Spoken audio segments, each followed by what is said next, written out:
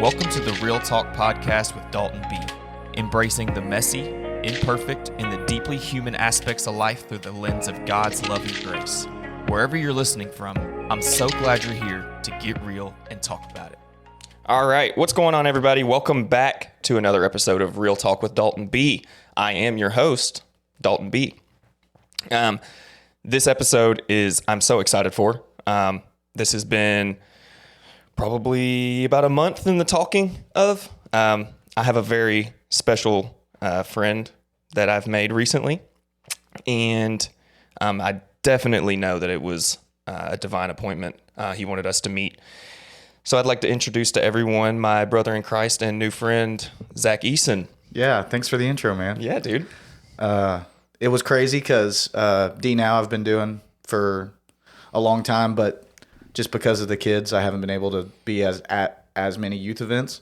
So since you've been doing it regularly, I haven't really been there regularly, but Tyler always wants me at D Now and Beach Camp, the things that I can make, and I show up to D Now. And for those who don't know, it's like a 48-hour whirlwind youth event. Whirlwind is a good word for it. Yeah, because you're staying up till 3 a.m. with the kids, and then you're up at 7. You're going again. And me and Dalton hosted the high school boys together, and by the second night, it was just clear that we were meant to be friends, meant to share our connection with Christ, and meant to grow closer to Christ together. Yeah, absolutely. Yeah. Yeah, that was a good weekend, dude. God was moving. Yes. Yeah, it was apparent. Yeah.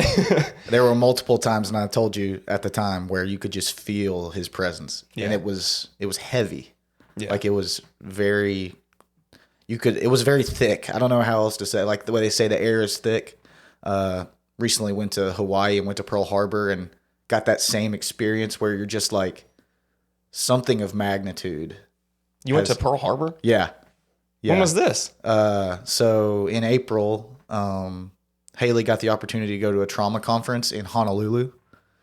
Okay. Yeah. And it was also a month before our 10-year wedding anniversary. So we decided to tack on some extra time at the end and do our anniversary out there. Nice, dude. Yeah. It was actually like 2 weeks before D Now. So right before we met. Well, we had met at small group. But right Yeah.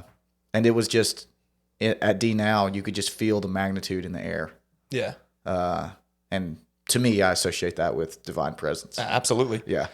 So, so we haven't talked very much except for that weekend. So this is an experience for me too. So if you want to just kind of tell me a little bit about yourself, tell the listeners a little bit about you. Yeah, for sure. So like Dalton said, my name's Zack. I grew up in Kingston most of my childhood. My mom's parents are from Kingston. We lived near Atlanta for my elementary school years, but came back for middle school. To some people, that makes me a non-native Kingston person because I wasn't here the whole time. But from 6th grade on, been in Kingston. Went to college at Tennessee Tech, electrical engineering degree from there. Met my wife, Haley. We're high school sweethearts, so she was a senior when I was a junior. That's so cool. I love hearing the high school sweetheart thing. I never got to experience that. And I was like, I always thought that there was like no way. I'm like, how do people meet the person that they're going to spend the rest of their life with at such a young age? And I've always thought that was so neat. So it's really weird because middle school and high school, I never really, like I would date a girl and I would date her for like a week and I'd be like, I don't want to do this anymore. So I never really had like a long-term relationship of anything. And met Haley when I was a junior. We dated till like she was about to graduate. Broke up for like that summer. She went to college. I was like, it's her or nobody. Like I had already made my mind up. Like sometimes when you know, and then that fall, we ended up getting back together and been going ever since. So it was. It is weird because you're like 17 and you're like, is this it? Like, because it seems like I don't want to make a stupid decision here, but I feel like this is the one. And then I think when you know. Yeah. Obviously. Yeah. I mean, when I met my wife, I met her. We met in a treatment center. for rehabilitation. And I'll never forget like the first time that I heard her spoke and the first time I laid eyes on her. Those were two simultaneous things. But it was just like right then she's like, that's her. And I was like, no, Yeah. really? Yeah. And then, yeah, absolutely was. Yeah. And I mean, you also hear the stories of people like, meeting and getting married a couple weeks later. It's more of an old school notion, and then they, Yeah. stay married for 60 years or whatever. Yeah. I think we got married almost a year, maybe a year and a half after we met. So for most people, that's really quick. Yeah. Also going through like rehabilitation and learning how to relive life and all of those things all at the same time. We were talking yesterday and I heard this new phrase called trauma bonding. Yeah. We're in my wife's counseling office, so she's familiar with that. But yeah. I didn't know that was a thing. And then we were talking about it. She's like, yeah, I think we just bonded through our trauma and that's kind of what got us through. And, but anyway, yeah. Yeah. So we've been married for 10 years now and been attending the Grove since we moved back to Kingston. So after college, we lived in Murfreesboro for a couple of years. Haley was finishing her counseling degree at Lipscomb, and I was working at an Air Force base in Tullahoma. So we kind of split the difference in Murfreesboro. Lived there for a couple of years, moved back in 2017. The Grove is Haley's church that she grew up in. So her family's been attending since the 70s. So we started going back to church there. It took me a while to be ready to, even though I grew up in church and I was saved at a young age, it took me a while to be ready to admit that I needed God again. I was 25. I felt like I was living life. I was making good money. And I was like, I looked at Haley one day and said, I don't need God. So I was pretty arrogant at the time. So she wanted to go back to church and I was going with her physically. I would say spiritually and emotionally, I was not there. After about a year, I realized I'd come to my senses through a youth event, actually, beach camp, kind of woke me up and ended up joining the church. And I remember telling Philip, like, I don't want to just join. I want to go in, I don't want to do something halfway. Yeah. And so we've been attending there since then. Got 2 girls now. Nora is 4 and Elodie's about to turn 2. Wow. So toddler stage is in full blast. Absolutely. I have a 2-year-old. He'll be, he'll be 2 tomorrow. All right. So, yeah. Well, congratulations. Yeah. So yeah, we're living life. It's chaotic, but it's everything I could have dreamed of. So I was going to let you finish that, but I wanted to unpack that. I mean, like right then, whenever you said that you were saved at a young age, mm-hmm. but then you felt like you didn't need God. Yeah. And you were kind of like halfway. Yeah. And it kind of goes to what I said I wanted this conversation to be about how you can drift away if you're not actively pursuing spiritual things. But yeah, I was saved at 9. It was either 8 or 9. I remember it was when I was living in Atlanta, and Dr. James Merritt at First Baptist Snellville gave a message on how when you're lost, when you're not with Christ, you're like a dead man walking. And I remember it hit me right in the heart, and I looked at my mom and I said, that's me, and I need to fix it. And how old were you? I was 9. Okay. 8 or 9. 9, I believe. That's incredible. Yeah. I've always, I don't know. I just, Mom always says that I've always like had a deep understanding of spiritual stuff, even from a young age. So what were you going through at that time that made you feel, obviously the Holy Spirit convicted you at that point in time to say, he reached out to you, but what were you going through at that time where you were a dead man walking? Like what were you feeling? So it wasn't anything. I mean, I was a not regular 9-year-old. It's not like I was like stealing cigarettes or anything. Like I was just, a regular 9-year-old, but it resonated with me that because I wasn't right with Christ, even if I was doing good things, I was still a dead man walking. Mm. And I realized that and went down to the altar and got saved that day. But then when you get saved at a young age, your walk with Christ is, peaks and valleys. And when you get saved at a young age, you kind of don't expect that. You kind of expect, like, I got saved and now I'm good. I feel like people who get saved later on in life who have a little more life experiences kind of grasp that concept a little better, because life has already shown them that there's going to be ups and downs. And when you're a 9-year-old, even if you have the realization that I need Jesus and I'm a sinner, you haven't really had well, you could have. I'm not going to speak for all 9-year-olds. Yeah. But I hadn't had a ton of ups and downs. Right. And so continued to attend church with my parents, obviously. Had some spiritual growth between then and high school, but I wouldn't say anything super consequential. Kind of just, I wouldn't say go through the motions, but, kind of even keel. There wasn't really an up or down, a huge up or down. Right. And then when I went to college and I had to start making the decision to go to church on my own, like most college kids, I said I don't want to do that on Sundays. So kind of started the fading away, the drifting process that we'll get into in a little bit. And by the time I was 25, I had made it to the point where I thought I didn't need God. So I drifted pretty far away. Interesting. Yeah. So our stories are similar. So I too, answered an altar call. I had been going, my parents were divorced, so split custody, and I would go visit my father in the summertime.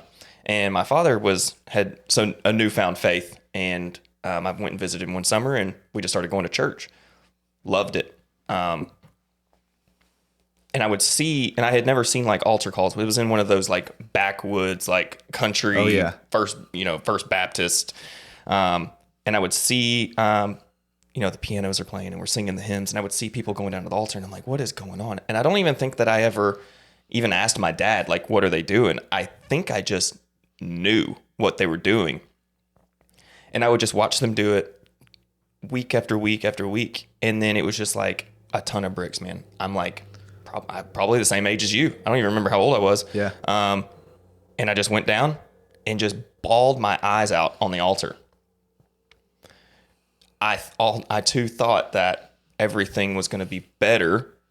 Yeah. After then, I was going to face no problems. And as a 9-year-old, you don't really know what problems really are, right? Right. But I don't think that I stayed. Like, things got much worse for me afterwards. I was telling our pastor, Tyler, this probably about a year ago, that I don't think that I was actually saved. I think that I was living someone else's, like my parents' faith. Mm-hmm. I think that it was an act of obedience for acceptance through my parents. Gotcha. Now, I'm not saying that there wasn't a divine moment there, but also I think I responded for acceptance from my parents. Right. So my life went on way bad, like much worse. And it was up until I was last year, so I was 31, where I really gave my life to Christ. Yeah. Best decision I ever made. But yeah, I don't know, man. It's that limbo, that in-between time is where I think a lot of people are stuck in. Yeah. Yeah, I would agree with that. How did you recognize that you were in the in-between? And what would you tell someone that's in the in-between? Like, because I had just given a message on hot or cold, right? Mm-hmm. Where do people get out of lukewarm? So I would say that, so the first question is how I got out. I'd been going to church with Haley. Like I said, physically, I didn't feel like I was really there. And I met Tyler, and he played basketball, and basketball is the sport I love the most. And so I was like, I want to play basketball. This guy, I haven't played pickup in a while. And so just through that, he asked me if I wanted to go on a youth trip to the beach. And I originally said yes. I was like, yeah, I'll go. And then I think we left Monday morning at 5 a.m. Brutal. And Sunday at 10 p.m. And to be completely transparent, that Sunday was recovery day. I had gone hard on Saturday. So long day Sunday. Okay. And at 10 p.m., I look at Haley and I'm like, I'm going to bail on this trip. I'm not going to go. And I typed the text message out. Like, I'm not going to go. Super hungover. Yeah. Well, I guess I was like 27, so I'd had a full day, so I was almost over it. Yeah. Yeah. Now in your 30s, if you go too hard, it's 2-day ordeal. It's awful. So I literally typed a text out to Tyler, like, I'm not going to come. And I didn't recognize it as spiritual at the time, but there was just something like, you need to be a man of your word. You said you were going to go. You need to go. And so I didn't send it, deleted it. Got up the next morning, got in the van with Ryan Tenry, who's one of my best friends now, and drove 12 middle schoolers, 7 hours to Myrtle Beach and went on a youth trip. And by the end of the youth trip, I'm crying in the passenger seat on the way home, talking to Ryan about how I need to get right. And so for somebody who's maybe like, they know that they have that salvation, but they feel like they're spiritually dead, do things as a discipline that don't feel good. When I first started going back to church, it didn't feel good. I didn't want to be there. But through that, I made my way back. That's good. Our flesh is very strong. Yeah. But also very weak. It's both. Two things are true, right? Yeah. The flesh does not want us to do things like that. So like that, still to this day, there are days where I'm like, I don't want to go to church today. Yep. I'm tired. Combating that is you have to use the word discipline. Mm-hmm. That's what it is. You have to fight past that point. Yeah. And it's hard. It is. Because if you can get through the part where it feels like a discipline, then like now we wake up on Sundays, it's not even a thought. It's we get to go to church. And although Nora doesn't want to go to her class sometimes, the girls do love it. And if you would have told me in 2017 that you're going to love getting up on Sundays and going to church, I'd have been like, no. So yeah, but you have to fight through, you have to treat it. I've heard it compared to like weightlifting. Like the first few weeks of weightlifting is absolutely brutal because your muscles are not used to that. And you're breaking them down and then letting them build back up and breaking them down again. And they're like, we don't like this. We've been chilling on the couch. And it's the same with spiritual. You hadn't been engaged spiritually. So that first engagement is going to feel rough, but if you push through that, obviously if you push through on the weightlifting, you get your results, you get your gains, and it's the same thing spiritually. I think we go to church, and we treat this sometimes as a feel good. When I go to the gym, I know that it's going to hurt and I'm going to have to push my body to a point where it hurts, but I know that I will feel good. But I think what we do when we think of spirituality is we just think of all feel good. And if it doesn't feel good, then I don't want to do it. Yeah. Because it's not meant, spirituality and pruning and all of these spiritual concepts are not meant to feel good.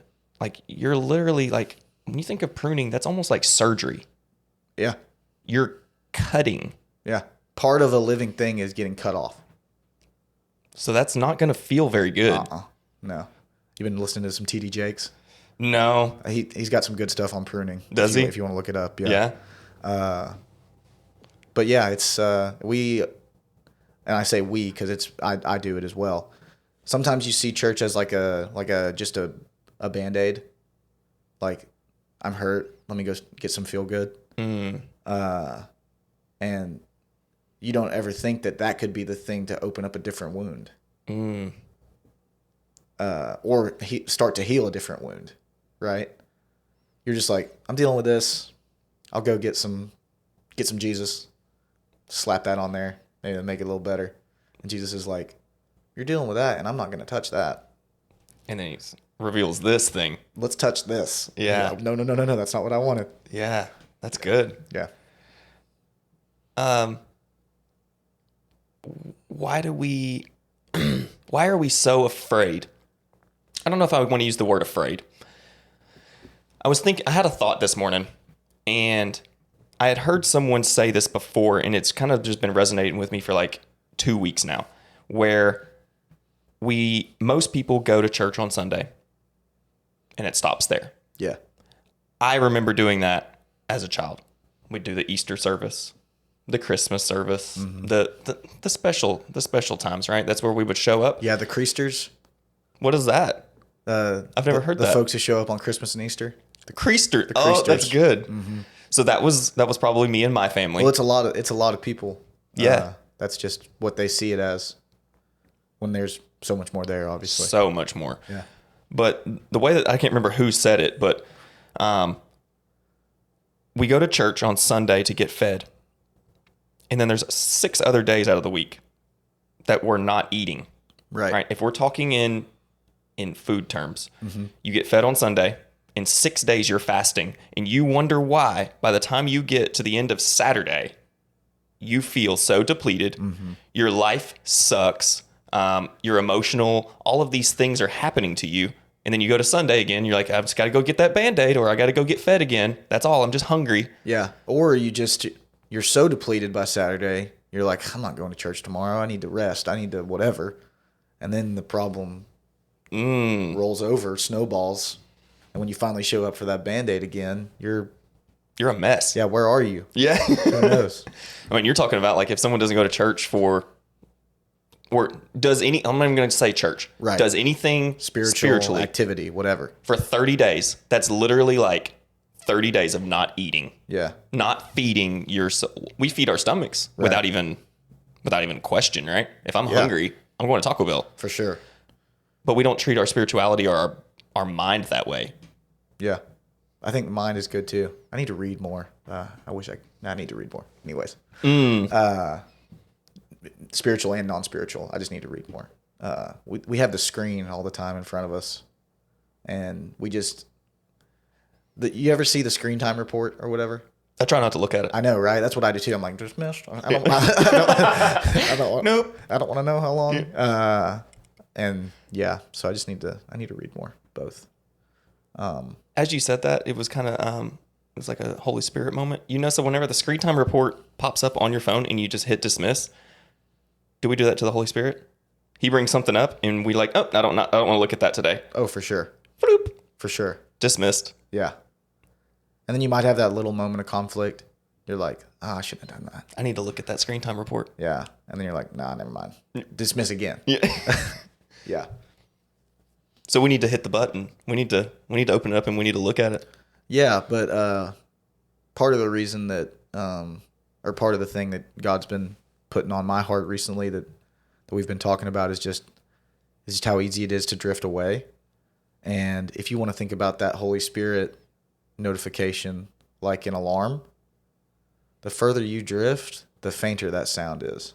Oh, my goodness. Yeah. So how easy is it to dismiss it when you can barely hear it? Right? It gets easier. It gets easier to dismiss. And then, God's going to turn up the volume, which was the youth trip for me. That was a very loud one. Couldn't dismiss that one. Right?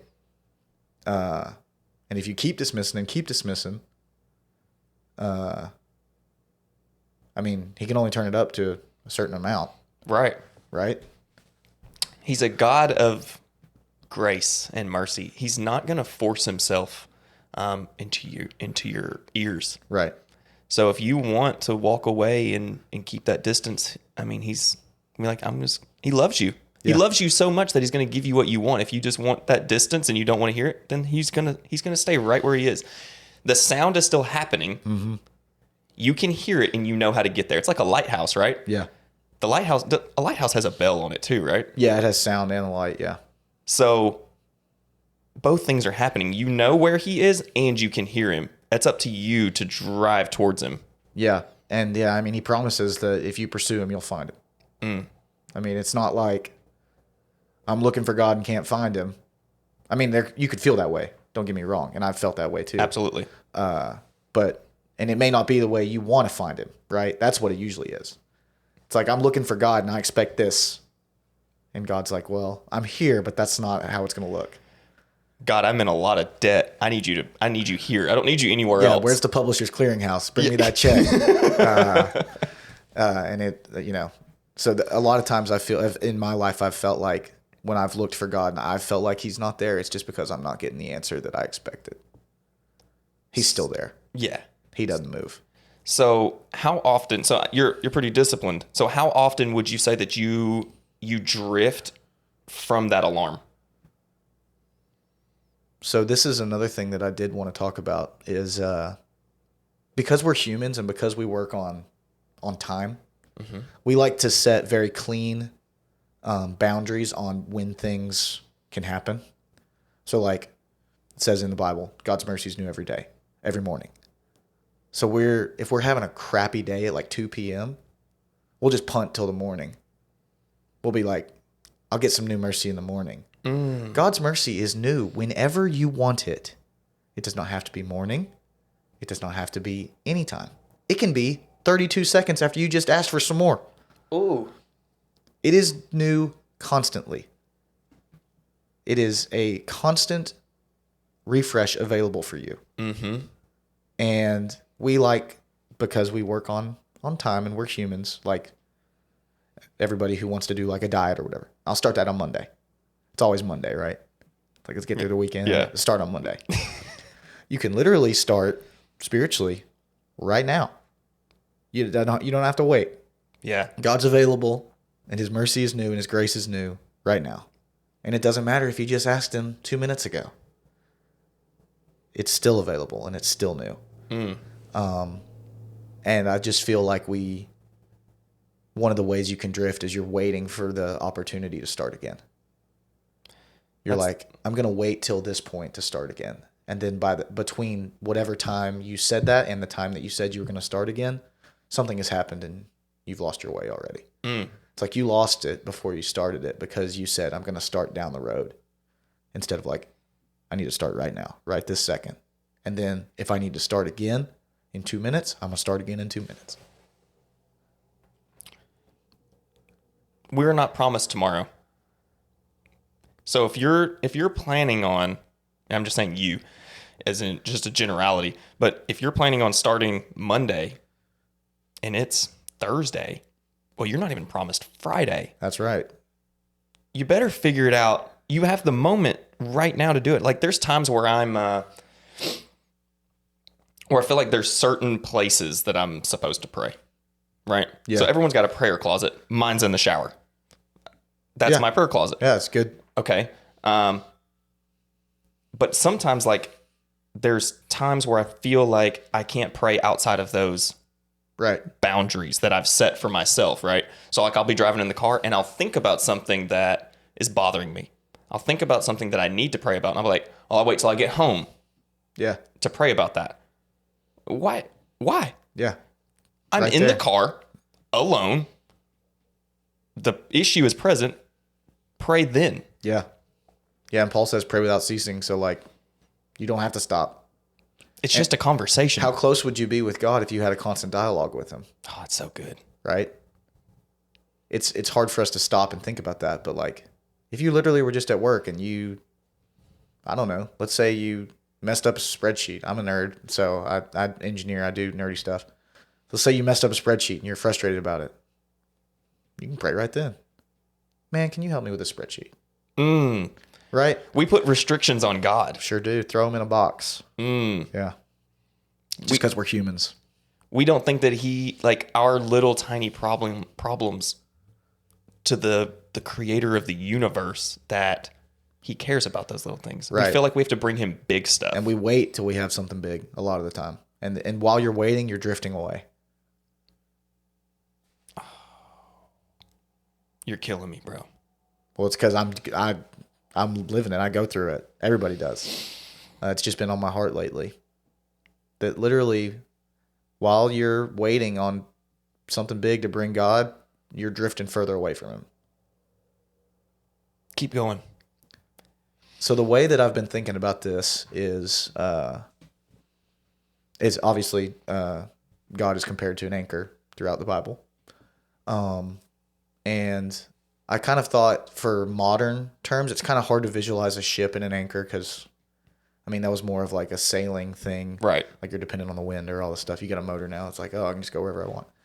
But I thought about it as like the same concept of, let's just think about you're in the ocean and you have a volleyball on a string. Okay. Okay. And let's just say you tie it to a pole. That pole is fixed. And so let's just say you have, 100 feet of rope, whatever. But when you start off, let's just say you tie it at like 5 feet away from the pole. And no matter, you're going to experience the same waves, whether you're 5 feet away or 100 feet away. Same waves. That would be like life. Okay. Life, you're going to experience the same situations. Okay. But how much movement, which I would describe as like how you're reacting to it, if you're 5 feet away from that pole, that ball is not going to move very much because it can't. It's only 5 feet away. It doesn't have a lot of places to go. But if you're 100 feet away, you can go anywhere. You can move all over the place, even though it's the same wave that you experienced when you were 5 feet away.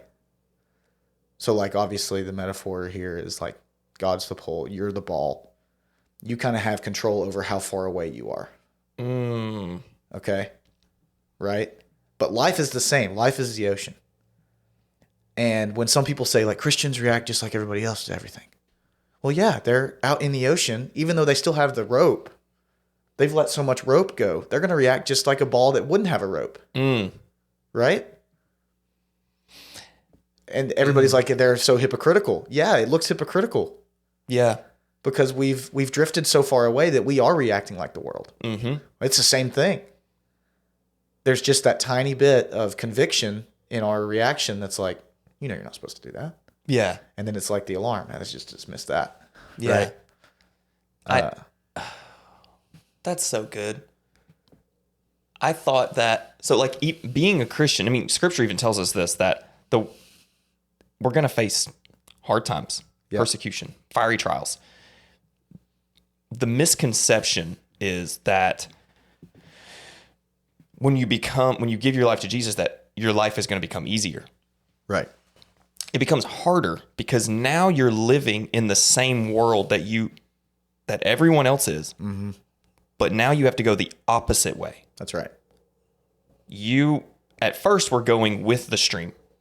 Yep. A very heavy stream of the world. Yeah. And you were just floating along with everybody else. Yep. Now you have to stop in the middle of, you literally have to stop in the middle of that stream, turn yourself around, and go right back up against the world. That's right. That's hard. Yeah. Another way I thought about it is like, so since Adam and Eve, since the fall of man, you can think about that as like, you can think of man and God were together in the garden. Okay. And when the fall of man happened, Adam and Eve stepped on a treadmill, moving away from God. God didn't move because God doesn't move. Okay. Or change. He's the same. Yesterday as he is today. And forever. Always. So God didn't move. Adam and Eve stepped on a treadmill moving away from God. So the treadmill goes. If they want to be closer to God, they have to actively pursue God. If they don't, even if it's something that could be considered good in worldly terms, if it's not God, you're not moving towards it. That's just the nature of this world. It's a fallen world. So the treadmill moves away. And God reset it once with Noah. He was like, all right, let's reset this thing. But then, of course, it continued to move away, right? And I feel like when, at least in my life, when I wouldn't say consciously put God on hold, but just life gets busy, whatever. I always thought that I was staying where I was. Like, to put it in realistic terms, let's say, we'll go back to the 5 feet. I felt like I was 5 feet from God, and I was like, all right, I'm good here. Just hit like the pause button. Literally. You just felt like you just like, I'm going to pause this for just a moment. Yeah, just chill out. I'm good. You're good. I'm 5 feet from you. And I feel like a lot of people have that perception. Like, I can kind of get close to God and then stop, and I'm good. And the reality is, you paused it at 5 feet, and when you press play again, how far are you? How far are you away? Yeah. And then it's hard, like we were talking about. Then it's hard to get back, and you're like, why was this hard? I thought we were good. We were 5 feet away. And God's like, you got half a mile between me and you now. Yeah. You got a long way to go. Yeah. Yeah.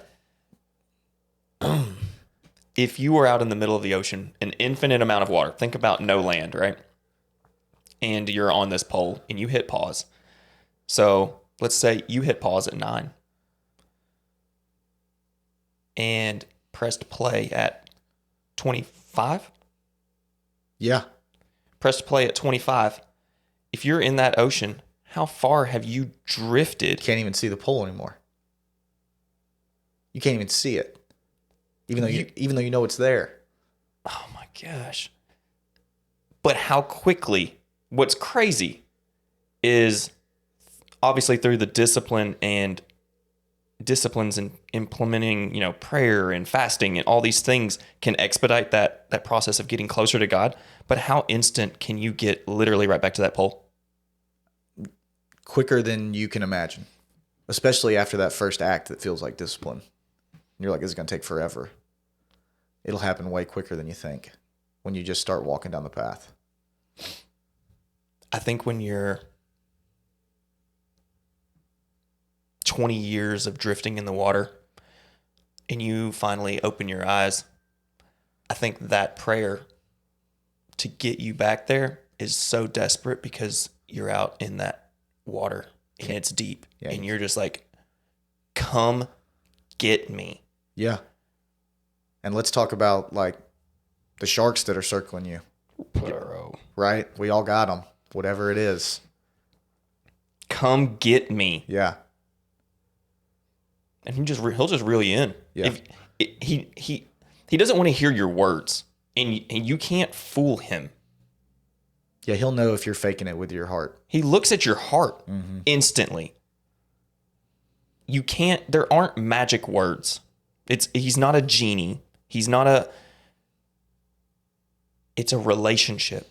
My wife knows when I'm being genuine and when I'm being sarcastic. Yeah. And I'm very sarcastic. Yeah, me too. So whenever we've been together for 11 years and I'll make a little comment and she'd be like, why'd you say that?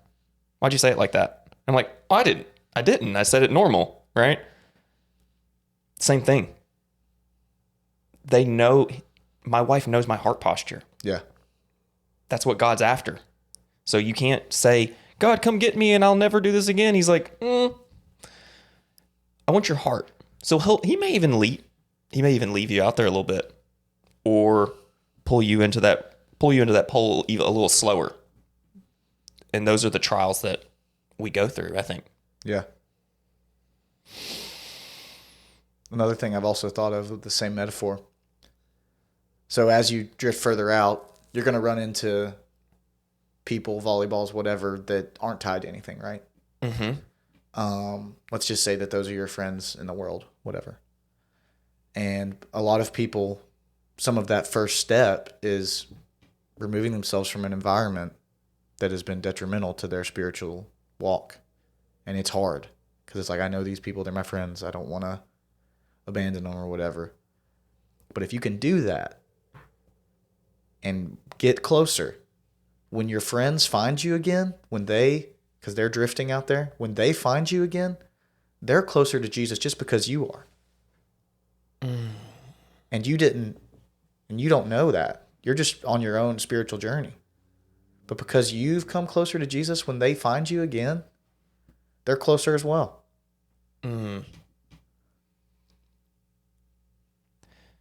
We have to live our faith out loud and not in private. If we're only doing this in private and we're afraid of what other people think, no one's going to be there with us. They're not going to follow us. It's hard to be genuine that way. Yeah. right? It's like I've got this one life in private and I've got this other life. My Sunday life and my Monday through Saturday life. Right. Which God would say you're trying to serve two masters there. And it's impossible. See, that scripture, we think that it's just talking about money. Right. Insert whatever. Whatever it is. Insert games. Yeah. Insert job. Insert. I mean, kids. I mean, it's hard for me because obviously you want to give your kids everything. But if I'm not right with God, what am I giving my kids? What am I giving them? Worldly stuff? It's going to fade. If I give them a bunch of the world and they build a foundation on that, that foundation's going to crumble at some point. And then they're going to be adrift. Yeah. When I was tied to the thing that I should have gave them. But I wanted them to have the best worldly stuff. Why do we do that? I don't know, man. It's just so easy.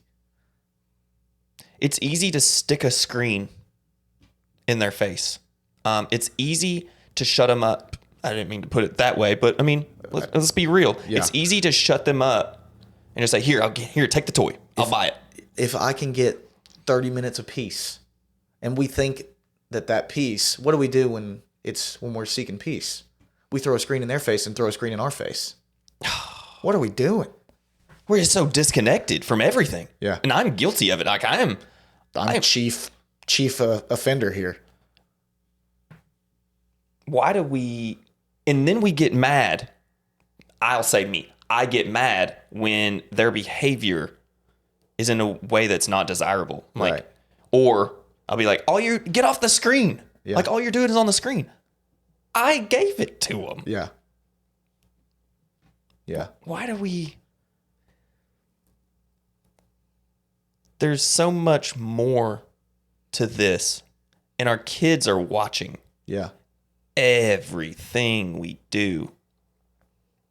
If you look at your child, if you want to know what you look like, don't look in a mirror. Look at your kid. Mm-hmm. Look at how they talk. Look how they treat people. Look at the way they act. If you want to know about you, look at your kid.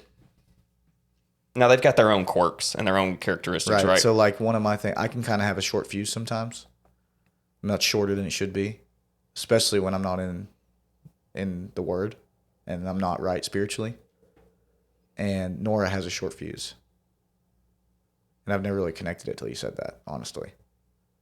But, like, that's me. That's my short fuse coming out of her. It's learned. I'm like, Nora, why do you freak out? The first time your sister takes a toy, it's an instant freak out. Why? It's me. And they can't tell you why. Right. Because they're absorbing it as information. Yeah. They see their role model, the one person that they look up to and is on a literal platform. Best friend, caretaker, helper, all the things. And they're not consciously making the decision. You're just giving them information and they're mimicking it. Yeah. So when you say, why do you freak out like that? Well, they don't know. Yeah. She took my toy. What do you want me to say? You know? We have to be grounded to the pole so that others can, especially the ones that are under us, Yeah. so they can be grounded to the pole too. They have this pole analogy has got me twisted. And I love that. I love that illustration that you've brought. And another thing is, well, I said it earlier, but like, let's say that you're the ball and your kids are attached to you for now, right? Mm-hmm. I mean, until they get on their own. So they're attached to you. So the closer you are, the closer they are. And when life comes, when the waves come, like I said, if you're close to the pole, you move less. So I would consider that like... Did you say that from the beginning? Did I miss that? I said it briefly at the beginning. Okay, go say that again. Yeah, so if you're closer to the pole, 5 feet versus 100 feet, when a wave comes, which is life, you move less. There's less chaos because You don't have as much freedom of movement because you're closer to the source of everything. And your kids see that. Even though you don't think they see that. The movement's still there. You still move some. You're always going to, because life is going to move you. But how much you move and how you react to that movement depends on how close you are to what you're tied to. So what if we have that 5 feet distance, right? And a wave comes.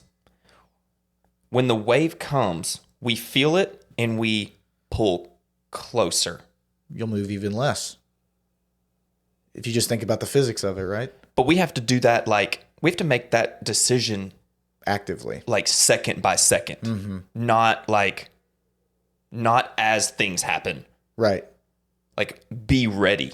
Yeah. And obviously the wave is going to try to make you move a certain way too. Right? I mean, that's life. It's going to try to take you a certain way. But even if it does take you a little bit, some things in life will take you places. No doubt about it. But if you started 5 feet from the pole, there's a lot less places you can go. Yeah. Than if you were 100 feet out. Yeah. This is so helpful, because I think people need to, including myself, need to understand that we've got to hug the pole. Oh, yeah. Like, we shouldn't really even be leaving much rope. Right. Like, we should literally be tethered. Like, when I think of tetherball, yeah, where I mean, that's like, the same thing. It's the same analogy, yeah. Like, you should wrap your rope all the way around that thing and then leave it right there. Now, obviously, we're not going to be able to do that all the time because we're flesh, we're human, we have our own desires, and we're also in a spiritual battle. Yeah, and like we said, the treadmill, the ocean, it's all trying to pull you away.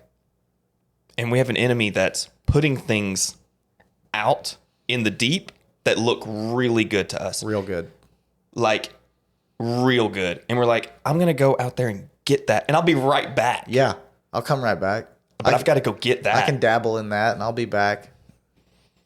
Yeah. I think of like a fishing line. And when you're fishing, how frustrating is it when you cast way out? And I'm not a fisherman, but I know, I've fished a little bit. Whenever that string and that hook and that lure gets wrapped around something way down. Yeah. That's what happens when we go after the temptation. We don't know what comes with it. Right. We just, he's not going to present it. The enemy is not going to give us something and show us the bad part of it. He's going to make it look really good. Oh, yeah. And he's so soft and culture pictures him as this red thing with horns and evil, and no, he looks good. He's beautiful. Yep. Temptation, beautiful. So when we go out there to get that thing that's way out in the deep, there's a coral reef down there. And we go down, say we go out there and then he puts it down at the bottom of the water. So then we go down and then we get wrapped up in all this coral reef and driftwood. And now how do we get untangled? Yeah. How do we get untangled from the temptation that he presented us? Yeah, that we willingly went into. When we know we shouldn't have. Right. Man, that flesh. First, we have to stay grounded in the word. Yeah. Like, I know it sounds so cliche. Like, you hear that all the time, but like, how can we always pray, God, what is your will for me? Read the book. Mm-hmm. Like, obviously he has like specific things for each person and we want to know those things. But if you want to know the will of God, read the book. What about if he's trying to tell you your will and you're out there? It's like the alarm. You can't hear it. You're asking for it. What is it? He's like, this is it. Oh, I don't like that. Or you couldn't hear it. Or, yeah. It was faint. You're like, what was that? I caught a tiny bit of that. What was that? Well, if you came closer, you'd hear. Come a little closer. Mm-hmm. He's not going to yell at us. When I think of a father, So I asked my kid the other day, I said, what is, just an honest conversation with an 8-year-old. What do I do that you don't like? Or if you could change one thing about me, what would it be? You yell too much. I said, I do. He goes, yeah, I said, so what can I do different? He says, just talk to me. And whenever I think about my heavenly Father, how would I respond to him better if he was yelling at me or if he just talked to me? Yeah. We have a lot to learn from God as a father, because you and I are both fathers. Mm-hmm. And I don't think we do that either. Like, I think we view ourselves as, obviously we're separate, but we're made in his image. Yeah. There should be things that we mimic. If Christ is our teacher, rabbi, they call him rabbi, which means teacher. Yeah. You want to mimic him. So do what he does. How would he talk to his kids? How does he talk to us? Does he scream at us? You're probably going to have to read the Bible to find out, right? Yeah. I don't think he yells. No, he's described as thunder and lightning, but it's not like scary. We have to listen intently to hear him. Yeah. He's not going to, like I said, he's not going to force himself on us. Yeah, for sure.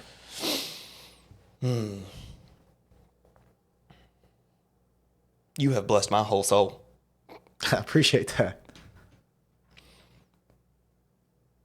So are you drifting right now? I would say it's a constant battle, obviously. And yeah, I'm definitely drifting, for sure. And this is another thing I wanted to talk about. I'm glad it kind of came up. With things that are not necessarily bad, right? Like, I'm super busy. Why? Taking care of my kids. We don't even have, like, I know a lot of parents out there have youth sports and they're never at home and they're all over the place. So they truly feel probably even more run down and more busy than me. But with Haley having the private practice and she having sessions in the evenings, just being busy with kids. And then you get to the end of the day and all you want to do is just veg out or whatever. And you go to sleep and you wake up when the kids wake up and you start it all again. And I have I don't know if it's a hard time. I always say I don't have time, right? But the reality is I just haven't made time. Like, you have the time if you want to make the time. And when you make the time, it's going to feel hard, like we talked about at first. And you may even think, why am I doing this? But the reward is, you draw close to God, and it doesn't solve any problems. Like, I don't want people to think that you draw close to God and all your problems go away. But your perspective on those problems changes dramatically. The desires that you have inside those problems, inside of life, change dramatically. Like, some people will say, pursue God and all these things will be added unto you. So if I get close to God, I get what I want, which is true. But on your way to be close to God, what you want changes. You're like, I want all these things, and if I get close to God, I'm going to get them. And on your way there, you start wanting what God wants. And then you do get it when you're close. Mm-hmm. Yeah. He says, I offer you peace that the world cannot give, which would imply that the world could give you peace. Yeah. It can give you worldly peace, but those things are fleeting. What we all want is peace. So we seek peace in buying cars, hobbies, things that bring us joy, but then it goes away. Mm-hmm. He gives us peace beyond understanding. And I love that you said that if I get close to God, he'll give me what I want. And along the way, it changes to what he wants. Mm-hmm. And then you get what you want. Mm-hmm. Not the thing that you wanted before. That's right. Your desires change to what matters. Problems don't stop. That's right. But your peace in those problems, you say, I know the creator of the universe. I know that through this, I know the outcome. Right. The outcome is good. How I know it ends is, I don't know. Like, I don't know how this is going to end, whatever the problem is that you're going through, but know that it ends good. Yeah. And most people, even if they're faced with a horrendous problem, like a family member passing away or something, if they know how it ends, there's a lot less chaos. There's a lot less angst, even if it's a horrific ending. Mm. If they know how it ends, it's always the unknown that throws you into disarray. And when you're close to God and you are keeping things in perspective, you know the ending of everything because you know the Creator and you know that He's already bought this. He's already sealed this. So your problem, you know the ending, and you're going to have a lot less angst about it. Yeah. I'm going through a lot of fiery trials in life right now. And if I think about how I would be before I gave my life to Christ, I would be an absolute wreck. Mm-hmm. Probably go back to habits that I had before. Go back to behaviors, go back to mindsets, because that's what I learned to deal with problems. Now, I'm going through same problem, but I have tools. I have God that I can draw near. I have the Word, and I'm able to navigate better.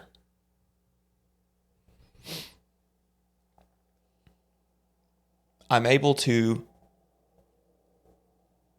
see clearer. He says that he's the narrow road, right? Yeah. How easy is it to look down a narrow one lane and see what's right there at the end versus if we turn to the left or to the right? What do we see when we turn left or to the right? You got what looks like infinite options.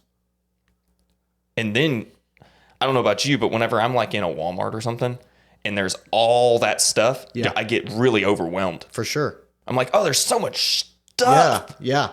Look at all this stuff. I could get any of it.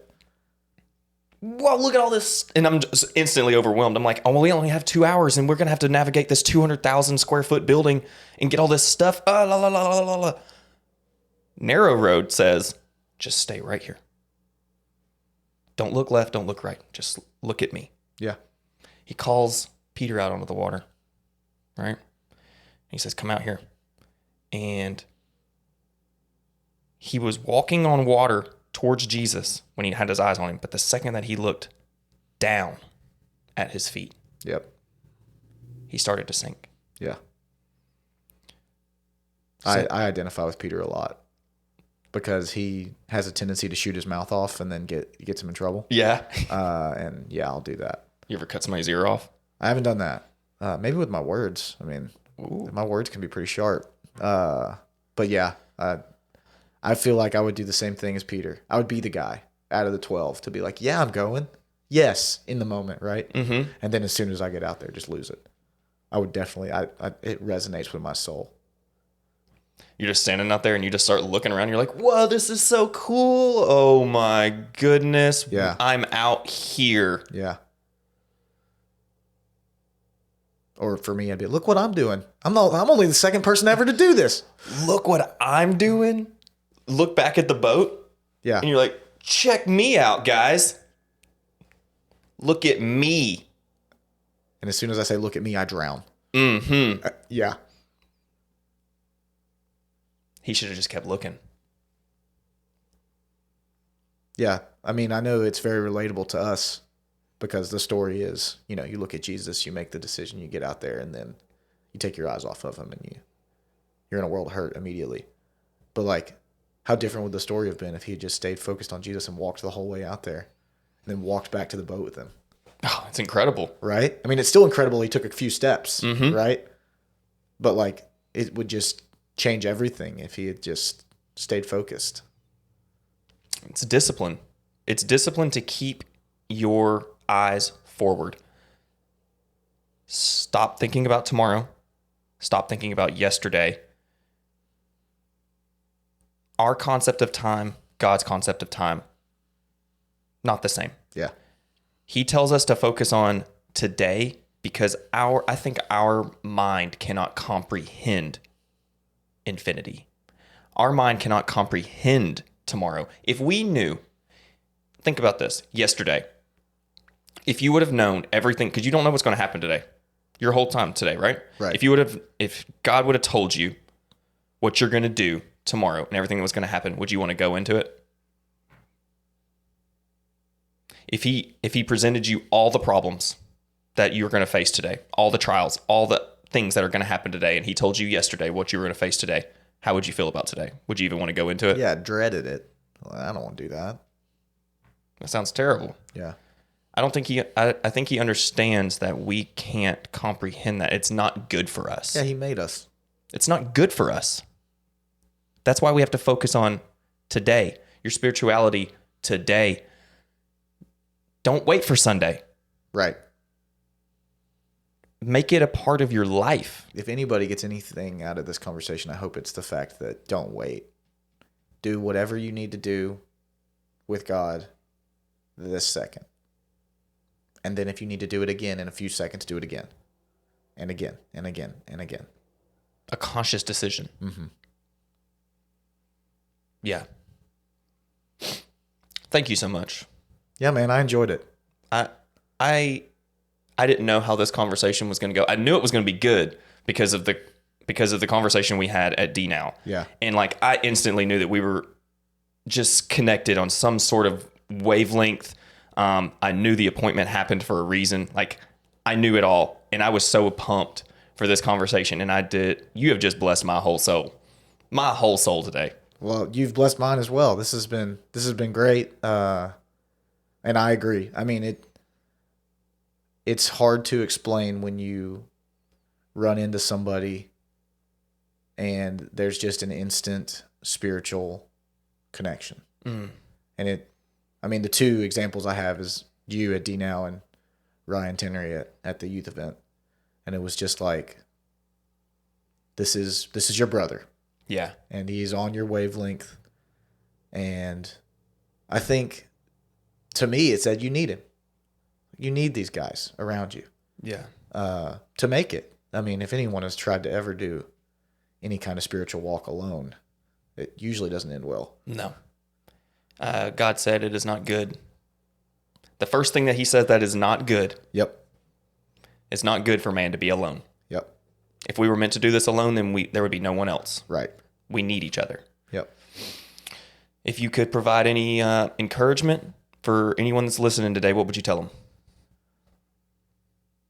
You're never as far away from God as you feel, even though it can feel overwhelming. Even when I was at that point where I thought I didn't need him. And then when I started to come back, it felt hard at the beginning. Like you said, you draw near, or you attempt to draw near, and he's going to be there. Always. Always. No matter how hard it feels. Awesome. Well, thank you guys for listening. I hope you found encouragement and this episode has blessed you. Thank you guys so much for just hanging out and listening.